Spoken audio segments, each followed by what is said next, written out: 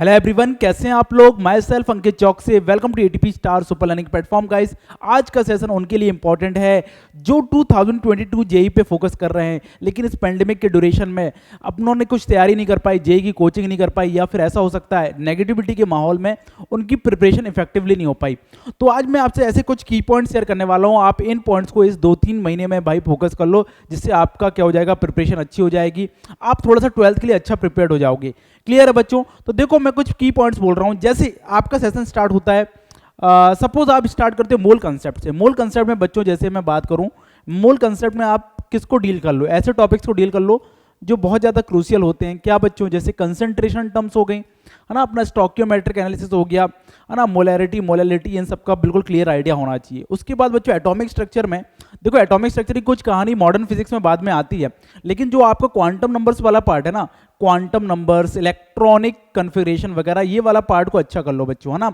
ये आपका electronic configuration वगैरह, ये सारे पॉइंट्स ना आपके क्या करेंगे, आगे ब्लॉक केमिस्ट्री में भी हेल्प करेंगे। क्लियर है पॉइंट। हाँ भाई, अगला जो इनऑर्गेनिक का पोर्शन है, पीरियोडिक प्रॉपर्टीज। यदि आपने पीरियोडिक प्रॉपर्टीज में बच्चों अच्छे से फोकस कर लिया ना, उससे आपका क्या होगा, ब्लॉक केमिस्ट्री की आधी फिजिकल, आधी क्या, लगभग ज़्यादातर फिजिकल प्रॉपर्टीज बच्चों क्या हो जाएगी, कवर अप हो जाएगी, और आपको ब्लॉक में बहुत कम प्रॉब्लम आएगी। क्लियर है पॉइंट। तो इलेक्ट्रॉनिक कन्फिगरेशन, उसके एक्सेप्शंस, है ना, और साइज के ट्रेंड्स, आयनाइजेशन एनर्जी के ट्रेंड्स, इलेक्ट्रॉन एफिनिटी के ट्रेंड्स, इलेक्ट्रोनेगेटिविटी के ट्रेंड्स, ये सारी बातें आपको क्लियर हो जाए। मेटल्स कौन से, नॉन मेटल्स कौन से, मेटलॉइड्स किसके हैं, मेटलाइट्स कौन कौन से हैं, ये सारी बातें क्लियर हो जाएगी, तो बाद में दिक्कत कम हो जाएगी। देखो, बेसिक्स स्ट्रॉन्ग करना ये बहुत ज़्यादा जरूरी है, तो इस ड्यूरेशन में आप इन चीज़ों पे बहुत फोकस करो। अगला जो इंपॉर्टेंट चीज़ बच्चों, केमिकल बॉन्डिंग। केमिकल बॉन्डिंग में देखो, बिल्कुल सबसे बेसिक चीज़ है स्ट्रक्चर ड्राइंग, बिल्कुल तरीके से आना चाहिए स्ट्रक्चर ड्राइंग। जैसे मैं बात करूं, नाइट्रोजन के ऑक्साइड्स वगैरह हो गए, फॉस्फोरस के ऑक्सी एसिड्स, सल्फर के ऑक्सी एसिड्स, इसके वीडियो भी कुछ हमने यूट्यूब में डाले हैं, आप वहां से थोड़ा सा हेल्प ले सकते हो। क्लियर है पॉइंट बच्चों। तो वो स्ट्रक्चर ड्राइंग इजीली कर, यदि अपना स्ट्रक्चर ड्राइंग इजी कर लोगे ना, तो वहाँ पे ये स्ट्रक्चर्स भी आपके क्लियर हो जाएंगे, कोई दिक्कत नहीं आएगी। कई बार आ जाता है क्वेश्चन के कितने नंबर ऑफ लोन पेयर्स हैं टोटल मॉलिक्यूल्स में, है ना, या एन लिंकेज कितने हैं, पीपी लिंकेज कितने हैं, एस लिंकेज क्या है, इस टाइप से क्वेश्चन फ्रेम होते हैं या आगे चल के, है ना, ब्लॉक केमिस्ट्री में। तो यहाँ पे आपका क्लियर हो जाएगा तो बढ़िया हो जाएगा। हाइब्रिडाइजेशन का क्लियर आइडिया होना चाहिए। तो बहुत सारे इंपॉर्टेंट कंसेप्ट केमिकल बॉन्डिंग में है, स्ट्रक्चर ड्राइंग, आपका हाइब्रिडाइजेशन वाला part, bond parameter, bond length, bond angle पे क्वेश्चन आ जाता है। क्लियर है। Back bonding, bridge bond, MOT, ये सारे ना बहुत इंपॉर्टेंट कंसेप्ट है। लगातार क्वेश्चन आ रहे हैं एमओटी में, तो क्वेश्चन आते ही जा रहे हैं मेंस में। क्लियर है पॉइंट बच्चों। एमओटी पे फोकस कर लो। हाइड्रोजन बॉन्डिंग कई कंसेप्ट में हमारी हेल्प करता है। हाइड्रोजन बॉन्डिंग हो गया, पोलराइजेशन वाला कंसेप्ट हो गया, वहाँ पे आयनिक कंपाउंड्स की सॉलिबिलिटी और आप क्या थर्मल स्टेबिलिटी वगैरह कंपेयर, ये ब्लॉक केमिस्ट्री में थर्मल स्टेबिलिटी का कंपैरिजन दिया रहता है। यहाँ क्लियर कर लोगे तो कोई दिक्कत नहीं आएगी बाद में। समझ रहे हो मेरी बात। तो केमिकल बॉन्डिंग को अपना बहुत स्ट्रॉन्ग कर लो, इनऑर्गेनिक की दुनिया काफ़ी हद तक आसान हो जाएगी। सबसे बड़ी चीज़ है ना, आप 11th में एनसीईआरटी रीडिंग जरूर करना बच्चों। किसकी पता है, एनसीईआरटी के की पॉइंट्स के नोट्स बनाओ। ये अपने ना थोड़ा सा आप क्या करोगे, ब्लॉक्स को जब आपने क्या करा, पीरियोडिक और केमिकल बॉन्डिंग से थोड़ा सा बेसिक सीखे, उसके बाद बच्चों क्या करो, अपना क्या कर लो, हाइड्रोजन इट्स कंपाउंड्स, यूजेस वगैरह अच्छे से लिख लिया करो। यूजेस से क्वेश्चन आ जाता है ना, कंपाउंड्स के प्रिपरेशन के तरीके पूछ लिए जाते हैं। ये सारी चीज़ें अच्छे से वर्कआउट कर लो। जितना ज़्यादा इनको रिवाइज करते रहोगे लॉन्ग ड्यूरेशन में, उतना ज़्यादा आपके दिमाग में बैठते जाएंगे और आपकी दुनिया बहुत आसान हो जाएगी।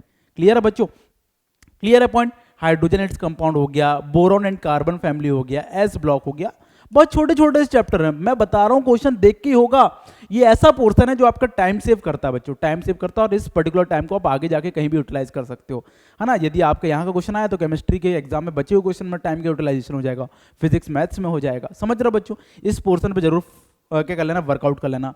हाँ भाई, अगला रिडॉक्स एंड इक्विलिब्रियम वाला पार्ट। रिडॉक्स एंड इक्विलिब्रियम वाला पार्ट बच्चों, इसको अच्छा करो, है ना, क्योंकि देखो ये रिडॉक्स ना आपको आगे चल के इलेक्ट्रोकेमिस्ट्री में यूज होता है। आयनिक इक्विलिब्रियम का भी अच्छा खासा क्वेश्चन फ्रेम हो जाता है इलेक्ट्रोकेमिस्ट्री के साथ, है ना। तो ये टॉपिक्स को अच्छा कर लो, बिल्कुल बेसिक क्लियर होना चाहिए।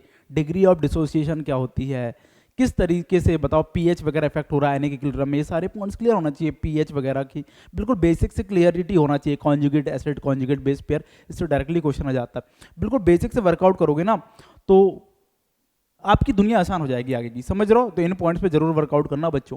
क्लियर है। गैसेस स्टेट का थोड़ा सा बेसिक आइडियाज हो तो वो अपना थर्मोडायनेमिक्स अच्छा कर देते हैं, है ना। थर्मो वाले क्वेश्चन भाई, हाँ, थर्मो वाला पोर्शन तो बहुत ज़्यादा इंपॉर्टेंट है। अब कई जगह तो ये 12th में इसलिए पढ़ाया जाता है कि भैया इस पर फोकस 12th में बच्चों का फोकस बढ़ जाता है, इसलिए 12th में पढ़ा दिया जाता है। क्लियर है। तो बहुत इंपॉर्टेंट चैप्टर है। एनसीईआरटी की लाइन रीड करोगे तो आपको कंसेप्ट की क्लियरिटी आएगी। देखो प्रॉब्लम सॉल्विंग तो एक अच्छी चीज़ है ना, प्रॉब्लम सॉल्विंग तो आनी चाहिए, लेकिन क्या होता है कई बार थ्योरेटिकल क्वेश्चंस आते हैं। थ्योरेटिकल क्वेश्चंस के लिए आपको बताओ बेसिक डेफिनेशंस वगैरह सब कुछ क्लियर होनी चाहिए, तब जाके आपकी दुनिया केमिस्ट्री की अच्छी होती है ना। केमिस्ट्री में conceptual questions plus numerical questions दोनों टाइप के फ्रेम हो सकते हैं। क्लियर है बच्चों? तो ये सारी चीज़ों पे वर्कआउट करो जो मैं बोल रहा हूँ, है ना। और ये 2-3 महीने में थोड़ा सा अपनी प्रैक्टिस अच्छी करते रहो, इसकी रीडिंग करते रहो, एनसीईआरटी के की पॉइंट्स के नोट्स बना लो, जिसमें आप वापस एनसीईआरटी कितना बार खोल के पढ़ोगे, आगे चल के आपको जब फाइनल जेई वगैरह देने जा रहे होगे तो आपको वो की पॉइंट्स ही पढ़ने पड़ेंगे एनसीईआरटी के। शॉर्ट नोट्स मेंटेन किया करो। शॉर्ट नोट्स क्या होते हैं? क्लास नोट्स प्लस एनसीईआरटी के कुछ प्रोडक्टिव चीज़ें, है ना, या फिर ऐसे पॉइंट जो मिस कर जाते हो, ऐसे फॉर्मूला जो मिस कर जाते हो, ऐसे कंसेप्ट या ऐसे न्यूमेरिकल जो बहुत तगड़े हैं, उससे काफ़ी ज़्यादा लर्निंग होती है। शॉर्ट नोट्स मेंटेन करो, इससे आपकी दुनिया बहुत आसान हो जाएगी। समझ रहे हो बच्चों? तो ये जरूर वर्कआउट कर लेना जो मैं आपसे पॉइंट्स बोल रहा हूँ। मैंने लगभग बता दिया, एक आध दो पॉइंट मिस हो भी सकते हैं, लेकिन मैंने ओवरऑल बता दिया कि ये चैप्टर्स बहुत इंपॉर्टेंट है बच्चों। क्लियर है पॉइंट? रिडॉक्स वगैरह भी बहुत इंपॉर्टेंट है, इक्विलिब्रियम वाला पार्ट, थर्मो वाला पार्ट। क्लियर पॉइंट बच्चों? क्वांटम नंबर्स, इलेक्ट्रॉनिक कन्फ्यूजन, ये सारी चीज क्लियर होना चाहिए। देखो स्टिल यदि तब भी आपने बिल्कुल भी प्रिपरेशन स्टार्ट नहीं किया तो चिंता करने की जरूरत नहीं है। मैं इस बार बता दे रहा हूँ, ग्लैडिएटर बैच में एक एक चीज जो 11th वाले बच्चों को पढ़ाई जाती है ना, एक एक पॉइंट लिखवाया नोट्स में, एक एक चीज एक्सप्लेन करी है। क्लियर बच्चों? इस ग्लैडिएटर बैच में बिल्कुल बेसिक से 11th और 12th को उतना ही पढ़ाया जाता है, उतना ही पढ़ाया जाता है जितना केवल एक साल में 12th पढ़ाया जाता है। समझ में आ रहा? तो 11th प्लस 12th का बिल्कुल डेप्थ में यहाँ से पढ़ाया जाता है और खूब सारी प्रैक्टिस करी जाती है। क्लियर है बच्चों? तो यदि आपको लग रहा है कि कुछ रह गया है या फिर नहीं हो पाया तो ये बैच पे जरूर फोकस कर लेना, है ना। इससे आपका बहुत फायदा होने वाला है और बहुत अफोर्डेबल प्राइस में है।